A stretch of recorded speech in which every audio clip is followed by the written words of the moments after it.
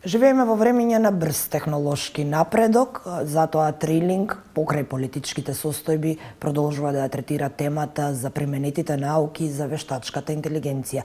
Мој денешен соговорник е ректорот на Битолскиот универзитет, професор Игор Неделковски. Добре дојдовте, ви благодарам што ја прифативте поканата да бидете дел од Трилинг. Благодарам на поканата, со задоволство. Професоре, вие имате многу искуство во оваа тема, во IT науките, во применетата наука, вештачката интелигенција. Прво би сакала да ве прашам за една генерална оценка за тоа докаде е нашата држава во споредба со останатите европски држави, бидејќи веќе знаеме дека вие имате искуство и веќе сте направиле увид во состојбите во неколку држави како Австрија, Велика Британија, Германија, Норвешка. Можеме ли ние барем делумно да се рамниме со овие европски држави? Апсолутно да, освен ако се мисли на организиран државен пристап. За среќа, IT индустријата не е многу зависна од државните политики, од некои предуслови кои што треба да ги исполни државата. Пред се е глобална, значи тука границите се ирелевантни, тие договори трговски, меѓународни бариери, царини исто така.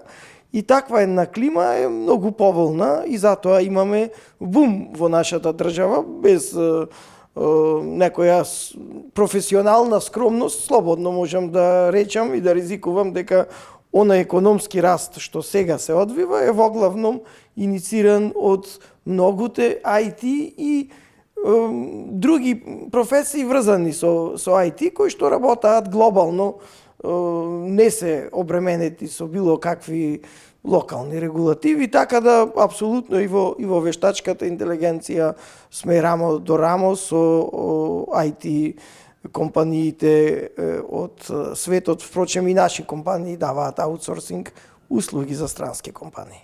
Претходно го разговарав со ваши колеги исто така кои се занимаваат со вештачка интелигенција, велат дека вештачката интелигенција се базира на тоа колку информации ќе ја дадеме и дека во некои држави постојат пречки бидејќи законот за лични податоци практично ја ограничува на некој начин оваа сфера.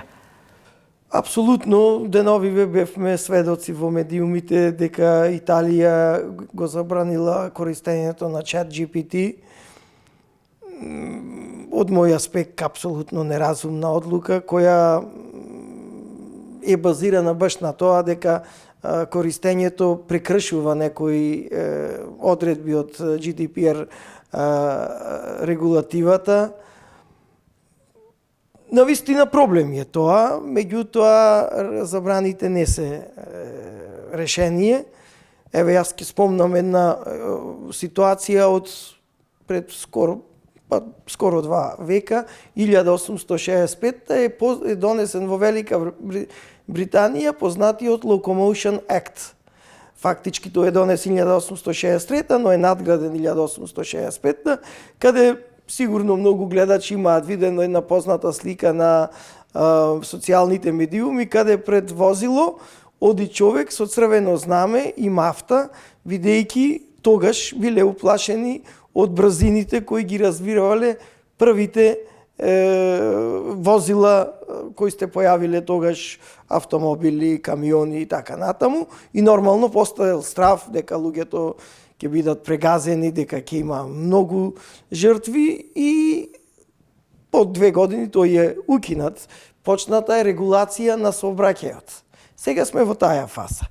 Ако не почнеме регулација на вештачката интелигенција, како што имаме и регулација на научните истражувања базирани на луѓе, на животни, етика во истражувањата, ќе доведеме до апсолутен страв, паника, прекршување на некои други одредби и она што стварно нелогичко беше дека е една држава и тоа не било која туку членка на ЕУ посегнала и до забрана на една водечка алатка од областа на вештачка. По овој пример можеме да заклучиме дека ирационален е стравот од вештачката интелигенција, но од друга страна за каква регулација треба да направиме за да можеме да бидеме безбедни или народски кажано да спиеме мирно, а да имаме и да користиме вештачка интелигенција?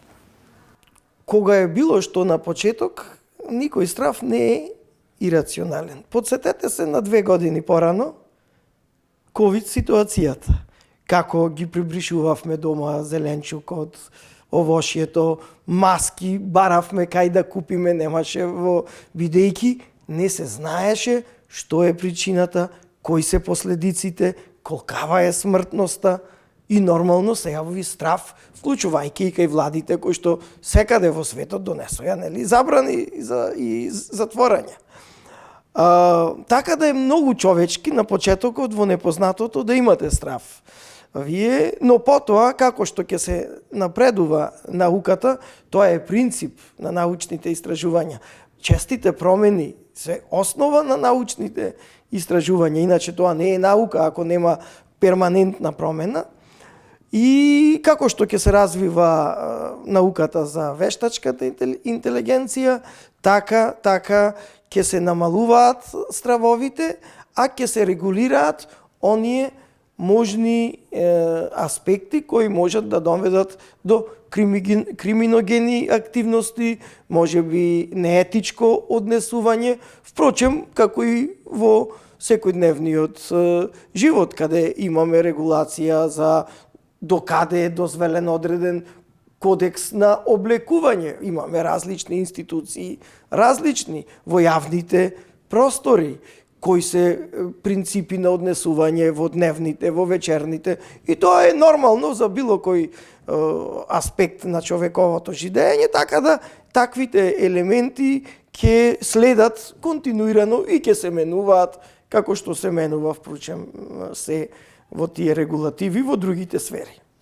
Професоре, живееме во едно немирно време, иако дел од нас е изненадување да бесне војна на европско тло во 21 век.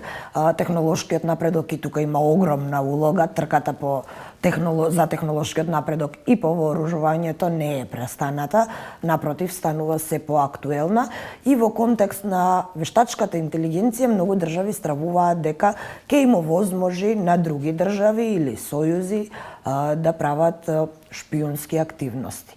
Колку се тие стравови оправдани и дали може новата технологија и вештачката интелигенција баш толку лесно да овозможи следење на состојбите на друга држава? Не можеме да знаеме какви алатки постојат во тој свет на војната индустрија, на тие агенции за шпионажа, контраспионажа, но сигурно и сега постојат и ќе постојат, бидејќи вештачката интелигенција не е ништо друго освен заменување на голем број луѓе.